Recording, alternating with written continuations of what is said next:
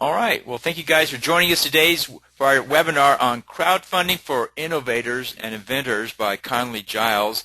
So we have a special guest today, Conley, who's going to be leading us through his version of crowdfunding. And with that, let me turn it over and have Conley tell you more about what he's doing in this space and his background, and then he'll lead us through this crowdfunding presentation. We will record this and make this available to people afterwards as well. So Conley, if you're ready, go ahead. Well, first of all, thank you very much, Hall, for having me, and appreciate everybody out there listening. Hopefully you'll come away with from this with a little better insight into what's going on in the crowdfunding space when it comes to crowdfunding for rewards. A little bit about myself. I'm an inventor and entrepreneur for the past 30 years, and during that time I've developed several patents, launched several businesses, and I'm probably what's an average inventor / entrepreneur. I was calculating the other day that my inventions have generated somewhere in the neighborhood of maybe $30 million. Doesn't mean that that all came to me, but just to give you a little insight there. So, and then at the end of this presentation, we'll have some Q&A, and I'll also provide my contact information if you want to reach out to me. And if you email me, I'll send you a page with a bunch of links to the types of services that I allude to that you might want to utilize for launching your idea. And there's several key components, and when it comes to launching a crowdfunding idea, there's the idea, and within that idea we're going to discuss collaboration, design, prototyping, how to protect it, and the different things you need to look into, including getting your manufacturer on board. Then the key aspect is, and the part that really takes a lot of work, is the campaign itself in order to make your idea successful. So you've got to incorporate email, social media, bloggers, press releases, local media in order to make a campaign a success. And when it comes to your soft launch, a successful launch of your product, the key elements to finalizing your whole project and program. I've got a little video here that I think really kind of sets the tone for the typical inventor entrepreneur. Certainly at some stage in the life of every entrepreneur, we experience what GoDaddy so eloquently lays out in a little 30-second commercial. So I want to share that with you real quick. It's entertaining. So try and observe a few things during this little commercial, and we'll discuss it afterward.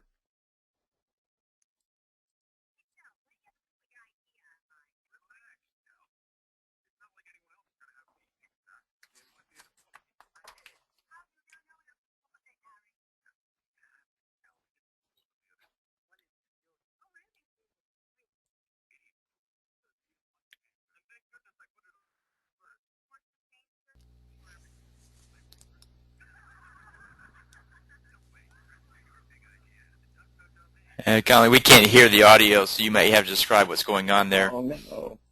Okay. Well, I'll walk back through it one time real quick so that so this was a Super Bowl commercial, and it's the wife sitting on the couch with the husband, and he's telling the world how he's got such a great idea and he's thought of it, nobody else has thought of it, and talking about how original their idea is and how successful they'll be. Then it pans to the guy in the little Learjet talking about, thank God I was the first to get out there with my idea. So it really kind of sums up the fear associated with launching an idea, that you sit on the couch when you don't know what to do. And there's the supportive wife just trying to get her husband to finally get out there and do something with it. So I want to talk about the status quo of where we're at with typical process, and then how crowdfunding changes everything. One of the first things that anybody will tell you is like your status of your patent. Where are you at? Do you have a patent? And the fact of the matter is there's about 200,000 patents issued every year. And of those 200,000 patents, the average cost on generating a utility patent is about $15,000. That's just the initial filing. That doesn't include all the follow-up that when the patent office rejects it. And then of those 200,000 plus patents issued every year, 5% or ever make it into the marketplace. And correct me if my math is wrong here, but that's almost $3 billion a year that is spent on intellectual property that never makes it into the marketplace. So that's significant collateral damage when it comes to financial waste. Then with startups, so if you take that idea and you start to build a business around it, which is often the case, 50% of those startups fail within the first year. So you've invested $15,000 in your intellectual property, you've probably invested another $100,000 in your startup. And then after year 2, there's another significant jump, and then ultimately, after 5 years of a startup, the life of a startup, 90% of those original startups have failed within 5 years. And that often has little to do with the product itself. There's so many other intricacies involved in launching a product, then trying to manage a business, and all of this is leading towards crowdfunding and what an efficient model crowdfunding can be.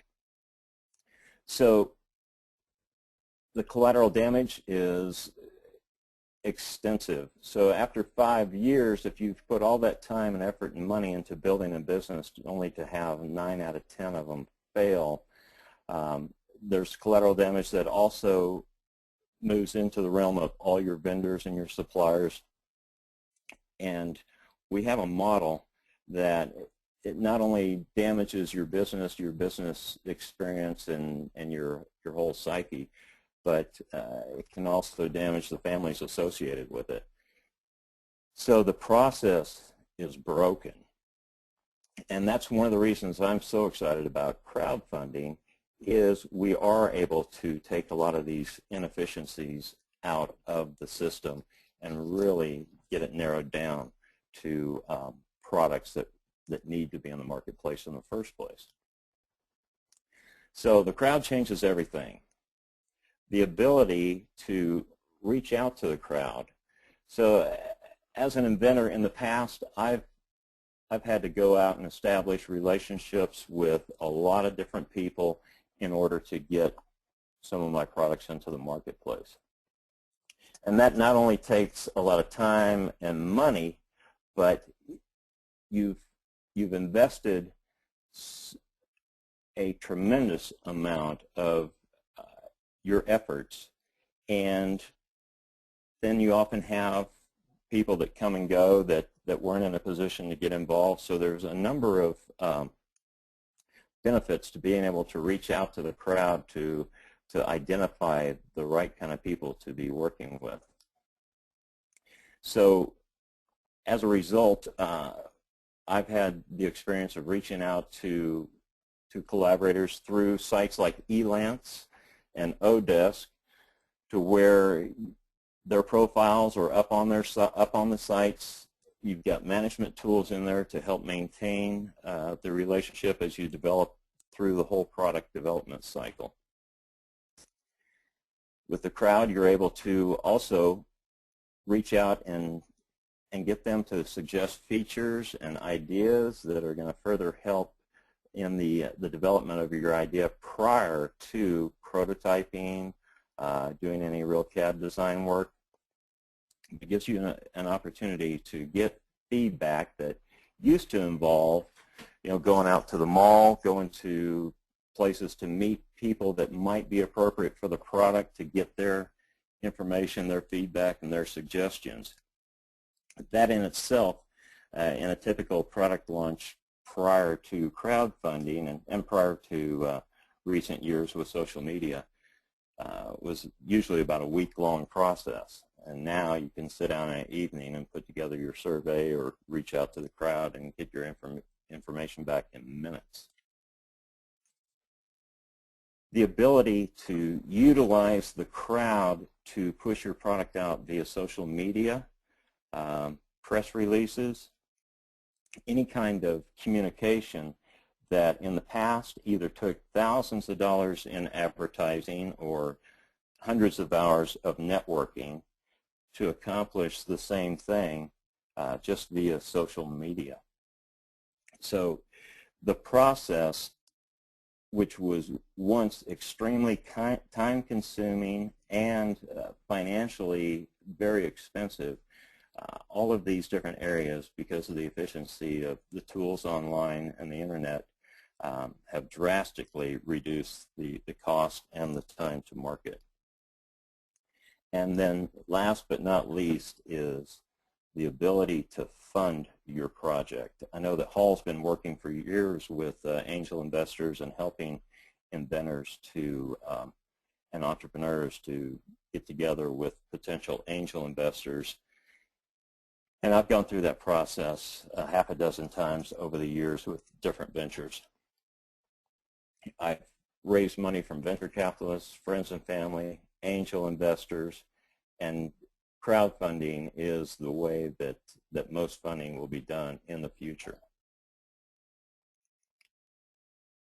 So we're going to talk about the idea and the way that we're able to move forward with an idea these days.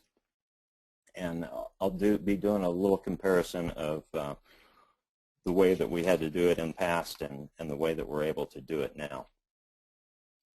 First of all, collaboration, I touched on that. The sites like Elance and Odesk, and there's others that are coming along and coming up soon, that really let you manage the whole collaboration process. Design and CAD, I've used designers and CAD designers all over the planet now. And so one of the things that you do is you learn how to delegate, because if you're communicating via online, you've got to be real clear in your communication to where they get a very clear understanding of what you're asking for, especially if you're dealing with foreign countries. The benefit is you get pretty much what you ask for, but you learn pretty quick that if you're not clear in what you're asking for, you're going to get something back that is pretty unclear when it relates to what you thought you were going to get. Prototyping. With the advances that have happened in 3D printing in recent years, first of all, it was pretty phenomenal just when 3D printing came on the landscape a decade ago. But if you've been out of touch in the past couple of years, it's amazing how the prices have come down. And now there's several services where you can email your CAD design, and as long as you get it to them before like 5 o'clock, they'll get it printed out and shipped to you the next day. And in my experience, it's about a fourth of the cost that it was even just 3 years ago. Not only that, the capability to prototype in multiple materials and metal, plastic, but also the ability to produce in multiple materials at the same time. You can literally print out a pair of sunglasses with a transparent lens, or you can print out metal parts. There is a little bit of misinformation going on out there regarding rapid prototyping, that it's replacing current manufacturing. That will be coming, but that's really not the case now. They call it rapid prototyping for a reason. These are prototypes. They're not sellable products. which leads to a real concern in the development of products. If in fact you're not taking manufacturing into consideration in your design, what a lot of inventors and entrepreneurs are finding out is the product that they've developed that looks like a fantastic product and is a fantastic product is really not manufacturable in their current design, to where even if it is manufacturable, they might have designed it in a way that it's going to take a mold, a 3-process mold that's going to cost them $50,000 instead of $5,000 if they would have designed it a little differently.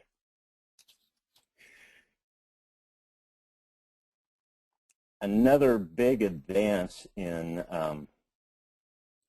recent, actually recent months and recent years is the provisional patent application. Back in '95, the Patent Office changed the law to where you could file a provisional patent.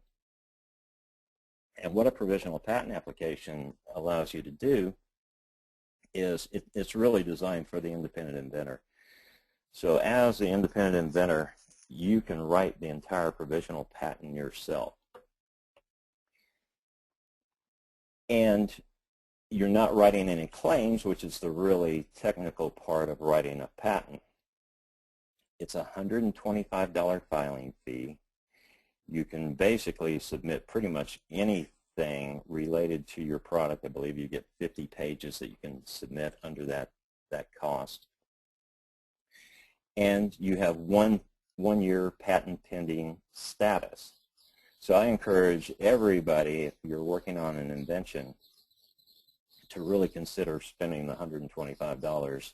You'll be able to immediately upon filing, you're able to put patent pending on your product, your packaging, any of your literature.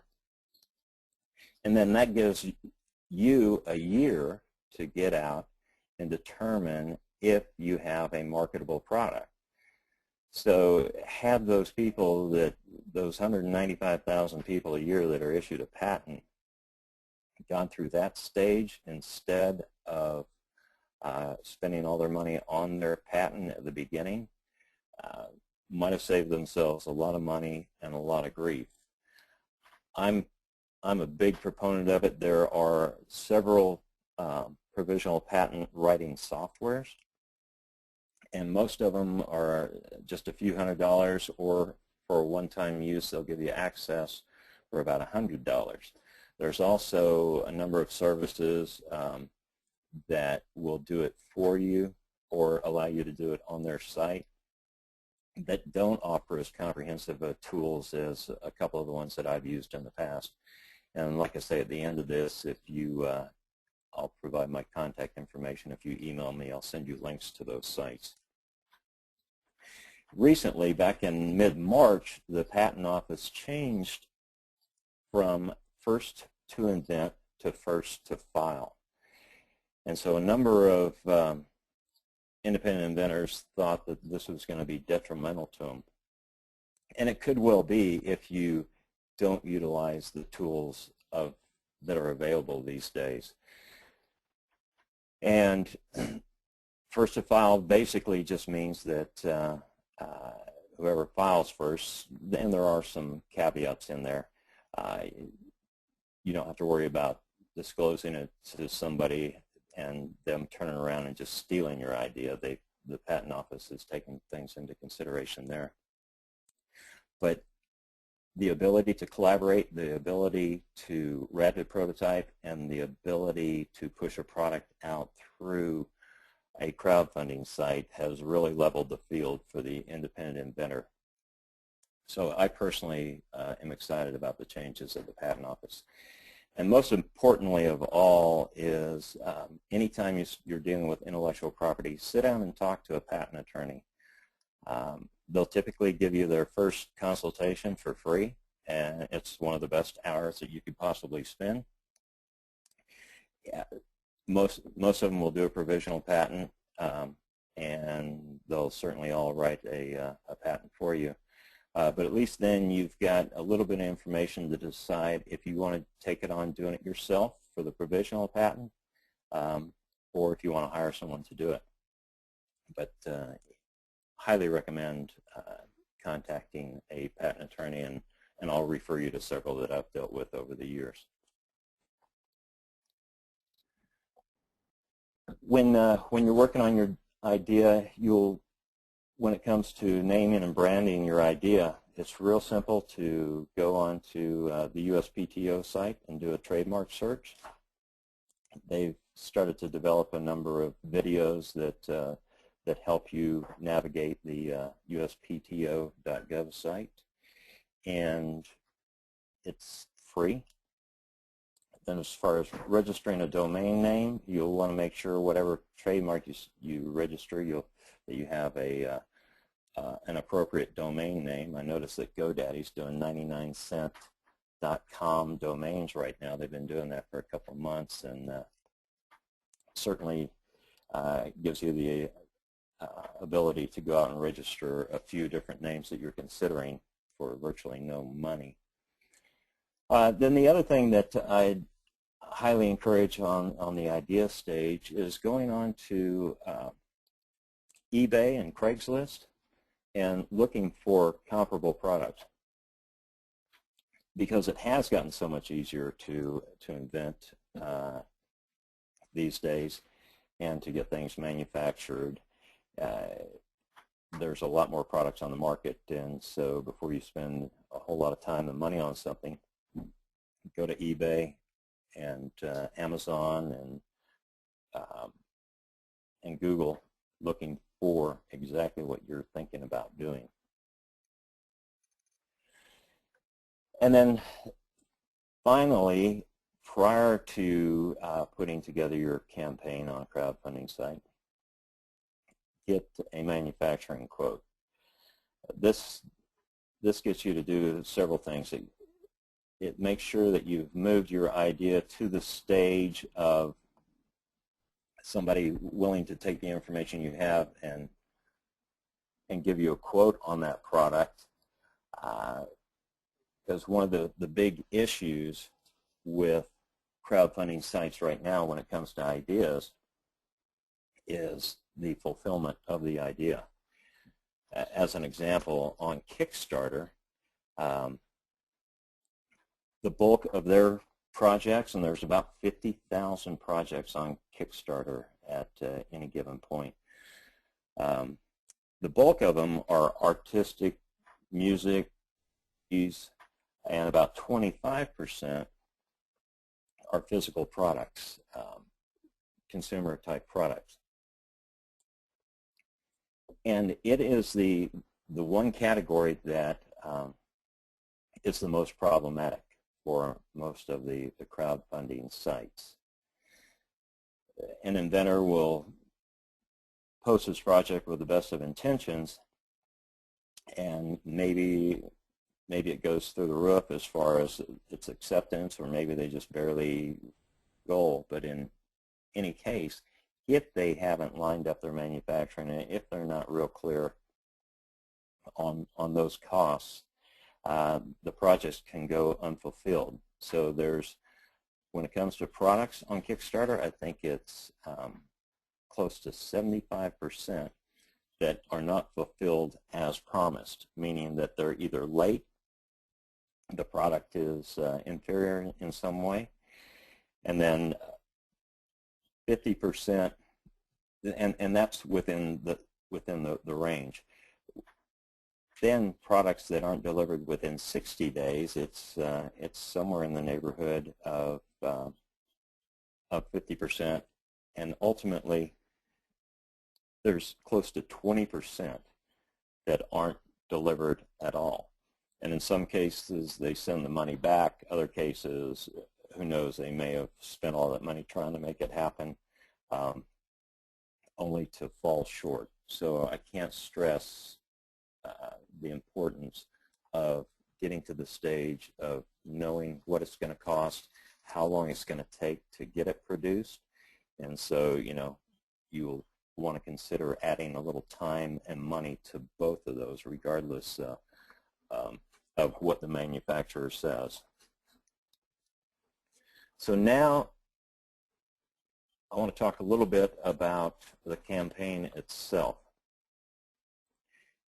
You'll want to produce a good video. And I'm personally a do-it-yourselfer, and I know that most inventors are. In this day and age, you can actually produce a decent quality video on using an iPhone. They've got a good quality video capability, and using your iMac or your computer to edit a movie. It's amazing what you can produce these days. The next is whatever your rewards are, you want to make them attractive and certainly pertinent to your idea. You can go on Kickstarter and you'll see different projects that are offering rewards that really aren't pertinent to it, and those are really kind of a distraction. So make them relevant to your idea. Next stage is building your database of email contacts, getting all your social media in order. This is the most critical aspect of any crowdfunding campaign, whether it's for equity or if it's for rewards. And rewards-based, it serves you in a number of ways in that you're establishing your communication pipeline to be able to stay in touch with them before the process, during the process, and after the process. Because these are your initial customers. These are your beta customers. You're going to be able to really garner a ton of information if you take this portion of it seriously.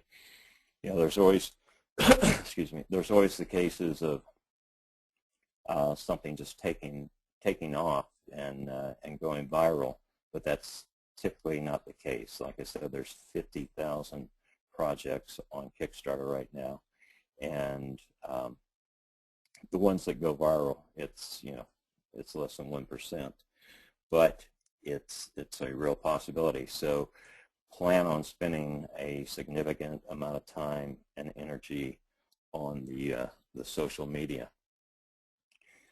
You can utilize some of the, if you're not already in tune with the industry that you're going into, you'll want to locate and identify most of the bloggers and influencers and start to reach out to them prior to the launch of your idea.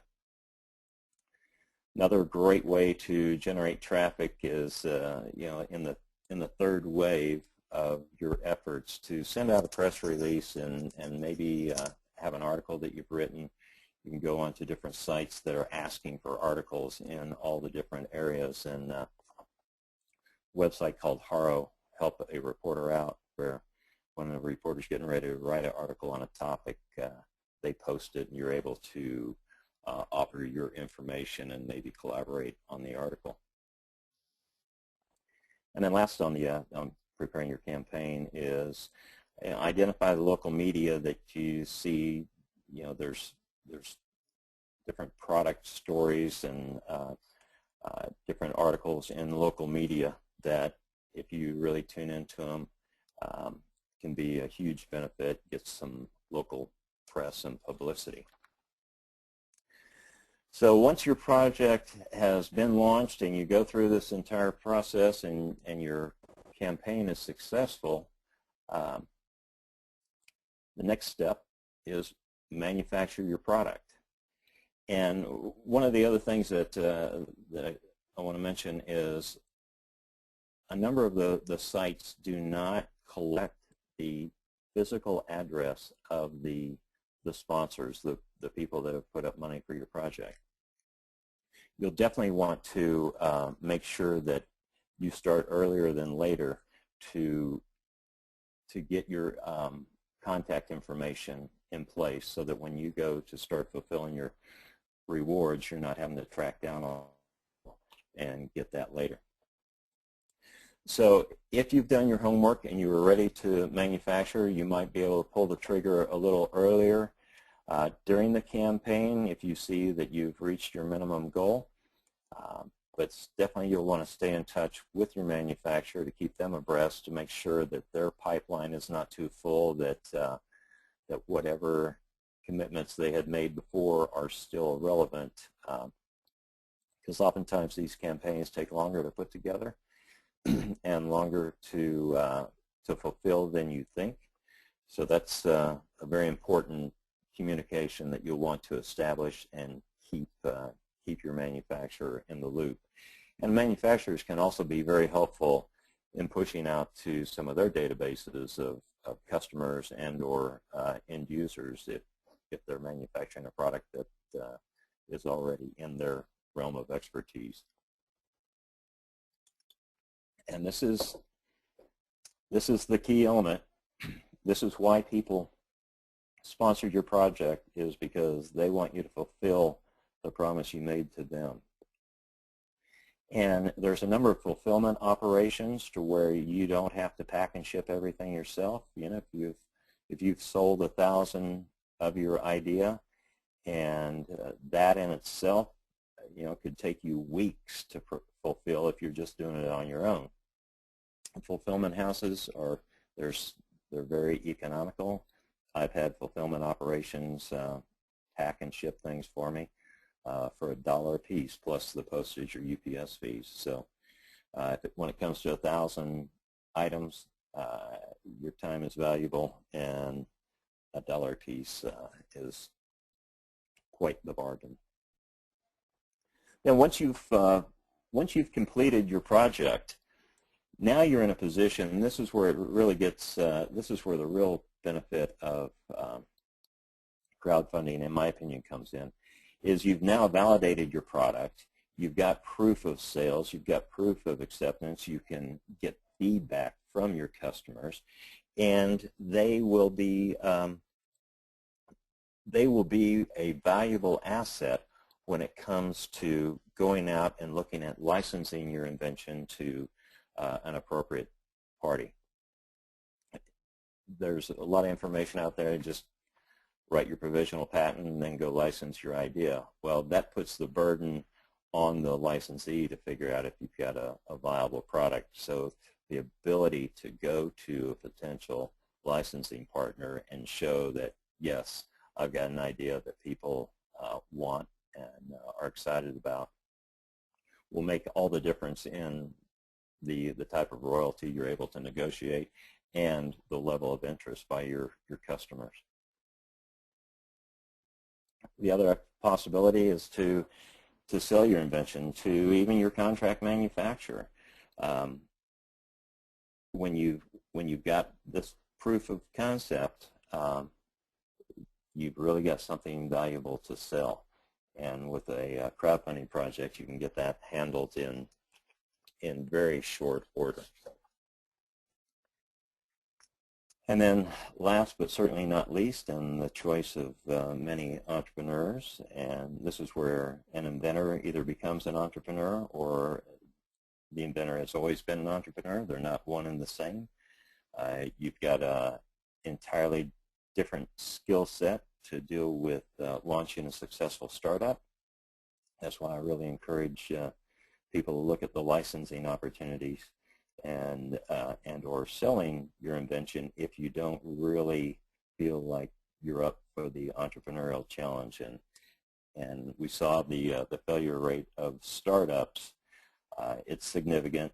I think it's getting better, but it's certainly something to consider. In hindsight, there's one or the other can look better. One or the other options can look better than the other, but if you find a good licensing partner, you're able to pursue your other inventions, because if you're a typical inventor, you can't help but walk down the street and come up with a new idea every day. So I like to end with maintain communication. So even after you've fulfilled all your orders, keep that line of communication going, because you may be launching with a follow-on product or a complementary product, and those customers are gold to you. And so I hope I haven't discouraged anybody. It's an exciting time to be crowdfunding an invention. It's an exciting time to be an inventor. And one of the sayings that that has been very instrumental to me over the years and keeps me moving from time to time is a quote from Goethe, which is, "Whatever you think or dream you can do, you can. Begin it. Boldness has greatness, power, and magic in it." So now we'll open up to questions, but also my contact information. You can reach out to me. It's best to reach me via email, but I'll be glad to field any questions that don't get answered during the Q&A session. Paul? Oh, thank you, Conley. So for those who are new to our webinar program, there's a box on your screen called Questions. You can type in your questions there. I'll read them out so everyone can hear them, and then Conley will address them. So go ahead and type them in. A few questions have come in while Conley was presenting. The first question is, should one run a 30-day, a 60-day, or 90-day campaign with a hardware product? Well, it depends on if you've got your quotes in place from a manufacturer, and if you've done all your homework to where you've got your project ready to roll, and you've established relationships with the bloggers and influencers, and you've got a press release ready to go to where you're not playing catch up on that, 30 days is an ideal route to go. If you haven't done those things, you'll definitely want to buy a little more time.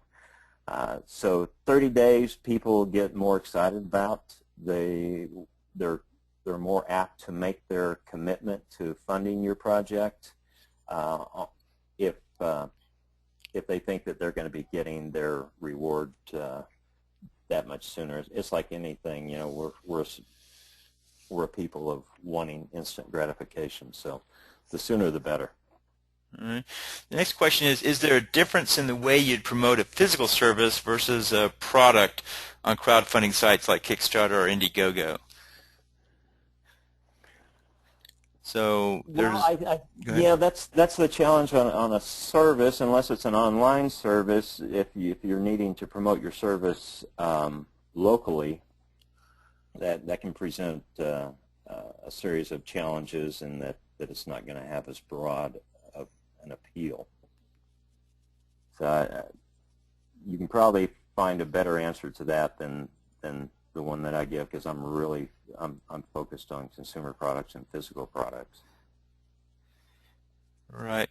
Well, one thing I've seen out there with physical services is that people, for a reward, will offer free consulting hours as a part of the package, and that becomes if it's a service, then that's one way to get people using your service, is to offer them either a discounted price or a number of free hours before they actually have to start to use it, and that helps bring people in as well. But that's an interesting question. Idea. Yeah. The next one is, how do you reduce the cost of shipping physical products that you promise as rewards? How do you get the price down?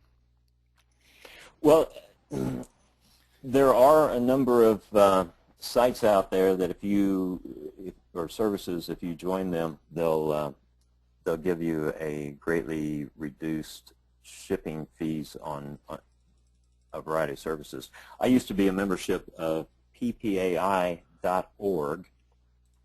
and that trade association had negotiated a 50% discount with FedEx and a smaller discount with UPS. But there are sites that focus on shipping that have negotiated much better rates. So that can be one avenue to pursue. And the other is, in the design of your product, make sure that you're taking into consideration the way that you design it, that it is going to be shippable. If you're able to flat pack it, you know, the U.S. Postal Service has their flat pack packages, and you'd be amazed if you take that into consideration, that when it comes time to go buy all those packing materials, if it'll fit into a USPS Postal Service box, you've just saved yourself a buck to a buck and a half just on a box alone. So the next question is, what does PPAI stand for? Promotional Products Association International. So they're kind of a tough one to get into, but if you're getting into consumer products space, it's a great way to once you've crowdfunded your project, to go out and generate some significant sales. They're the outfit, the association for all the promotional products manufacturers, and I've had great success there in getting orders for 10,000, 50,000, even 500,000 pieces, getting them out into the marketplace where people give them away as an imprinted good, and so it's a great way to generate some significant sales. Okay. Next question is, how do the crowdfunding sites choose what campaigns to promote on their home page? Well, I'm about to launch a crowdfunding site for Inventors and Innovators, and it's actually going live this month. We're starting out with our beta phase, and some of the criteria that we look for is to, first of all, make sure that it's not a high liability product, that if in fact if it's a lethal weapon or something along that line, don't necessarily want to be associated with those, or anything that's really of questionable morals or integrity. But I think that they want to make sure that you are going to, it's something that looks that you'll be able to fulfill your promise, and that your promises aren't outrageous, your funding amount isn't outrageous to where you're getting enough to do the project, but you're not overinflating it to where it's a question of your motives. The intention of these crowdfunding sites is to empower you to get your project launched, and so that's a lot of the criteria that we're using, and I've interviewed a number of the other folks from Rocket Hub and Kickstarter and gotten their feedback as well. Yeah. One thing I've noticed is the crowdfunding platforms tend to promote those that have some momentum, and their promotion is then adding to the momentum. So they're looking for you to bring in the initial investment, get some initial traction, and then they're going to augment that or increase that. They have a hard time generating it if there's nothing there, especially if there's no initial investment. It's very hard for their momentum to be added in that particular case. Yeah, that's a huge point, Hall, and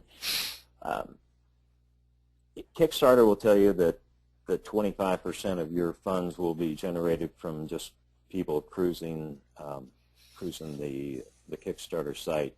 Others will tell you it's more like 5 to 10%. I think 5 to 10% is really the reality of it. That you can't count on just getting it up on the site that even half your game is done. It's all about the individuals driving people to their project. 50,000 projects on Kickstarter. There's a lot of things for people to see, so the odds of people stumbling across your idea are minimal. So you've really got to do that social media campaign, PR campaign. These are all very doable things, and they're so much less expensive than they were in the past. Okay. Next question has to do with what kind of products do well on crowdfunding campaigns.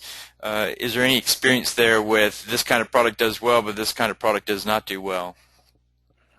Yeah, it depends on the crowdfunding platform. If you go on to Kickstarter and scroll down to the bottom, they've got the 2012 year in review, and they talk about the different types of projects that were successful. So depending on what kind of project you're looking at launching, that's a tremendous resource. It's a PowerPoint with about 50 slides on it, but the information is fantastic. You'll see the breakdowns in the different categories, and you'll get a feel for what is successful on Kickstarter and what isn't. But they're a great overall view of the entire industry. They generated close to $300 million in funding for projects last year. Not bad for a 3-year-old startup. All right. Well, that's it for the questions. If there's any more, please send them in, or you're welcome to contact us or contact Conley directly. Thank you so much, Conley, for sharing your information with us today. As I said, we'll record this and place this online, and we'll send a link to everyone if you want to go back and review it. We want to thank you guys for spending your afternoon with us here, and we'll look forward to seeing you at the next webinar that we have here soon. Again, thank you guys so much, and thank you, Conley. Thank you, Hall, and thank you, everybody. All right. Bye for now.